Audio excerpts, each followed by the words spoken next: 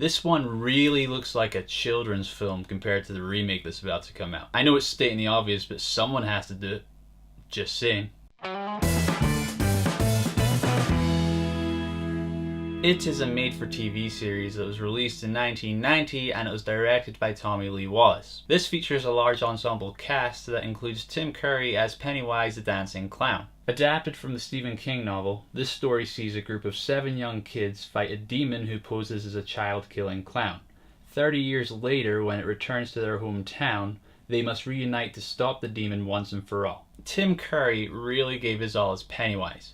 Whilst I feel his performance was misdirected, I'll touch on that later, he is unrecognizable in this role and he was really committed to the character. And his laugh, is it scary? No. But it is memorable. I finished this hours ago and I can still hear it. The score in this is really good. It sounded like the circus, but it had this kind of eeriness to it. I have not read the book, but I did enjoy the story. I liked how you learned more and more about all the kids as the story progressed. Not so much their characters as adults. I was a bit disappointed by that, but it allowed you to appreciate each of the kids as the characters. And I really liked how the kids were able to see things that the adults could not. I'm going to assume that was straight from the book. And some elements of the film were really well handled. One in particular was when Beverly was in the bathroom and she started hearing all these voices and then the blood just bursts out the sink. I loved that. That was a great scene. But I gotta say, I was more interested in the kids in this than I was compared to the adults. So the entire second half of the film was a real drag and I was not enjoying it anywhere near as much as I was the first half. You saw those kids become the Losers Club. You didn't see the adults become that. And I wasn't too sure about some of the casting choices from kid to adult. I did not see them as the same character. So there was a lack of believability there. And I think that might have also been down to the acting. Because let's be honest, it was quite laughable and quite questionable at times. Especially the adults. I was actually surprised by that. I would have expected the kids to be the weak link, but they were not. They were actually one of the strongest parts of this. And like I said at the start, even though Tim Curry really embraced his character, he really felt out of place in this. He felt like he was in a different thing entirely at times, especially in the first half. Like the first few times you see him, I'm going to be honest, I was laughing. And I'm pretty sure that's not what they were going for. But I just couldn't help it. It was hilarious, some of the faces he was doing, some of the one-liners. I couldn't help it. But I think it was mainly down to poor direction.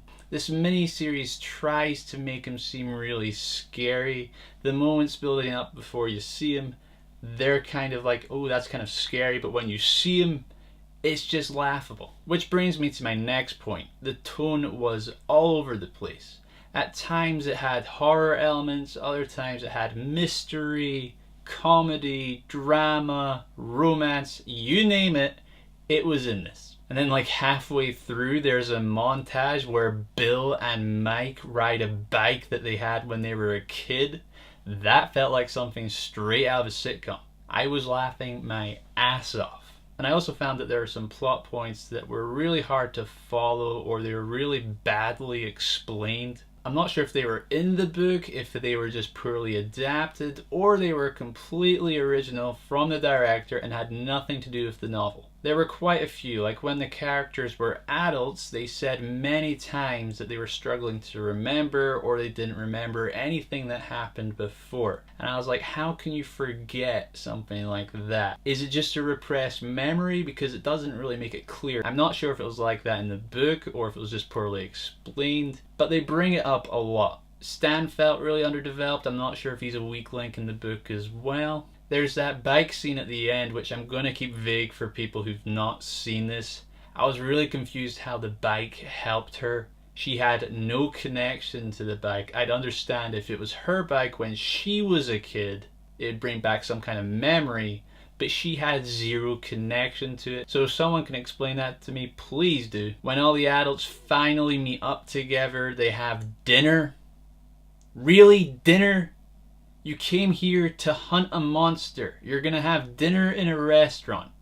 Priorities, people. And I didn't really understand how they defeated the monster. Slingshot and boom, that's it. Seemed a little bit too simple. And they didn't really go into any mythology about the creature other than it appears every 30 years. I would have liked to know a bit more why it was doing the stuff it was doing and why it was every 30 years. Why was it not 5 years, 5 days?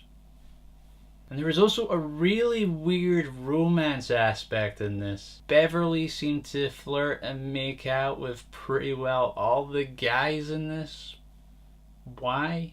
And I will say that some of the effects have aged really badly in this, especially at the end. They just felt really dated and very laughable. And finally, I'm going to point out something which I'm pretty sure is probably going to be well known. But at the start, when Georgie is walking in the rain, I noticed it's not actually raining. Like, you can just see bits of sun spread out all over the place, even though it's meant to be chucking it down with rain. I'm guessing they just got loads of hoses and just lined them up above them so that then it'd just be looking like it was raining. I found it frickin' hilarious. Overall, I found the main story in this to be very interesting.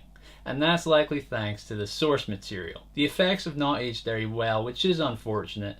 And there was a real sense of lack of direction, which led to some very questionable and laughable performances, and it also meant that there were some really confusing tonal shifts throughout. I would give the 1990s It miniseries a 6 out of 10. I'm glad I finally checked this out because it has been on my watch list for many years. And based on the trailers for the new one, it looks like they finally nailed the tone, so fingers crossed it's good. I have tickets to go see the new one on Thursday night at midnight, which is when it comes out here in the UK. And to be honest, I think this is the first time I have been looking forward to a movie yet dreading it at the same time. I mean, come on, have you seen that clown? So have you ever watched the It miniseries? What were your thoughts on it? Are you looking forward to the new movie? Why not write your thoughts down in the comments below. Let's have a discussion. And hey, if you enjoyed this video, why not hit that like button and subscribe to my channel so you can see the next movie review that I put online.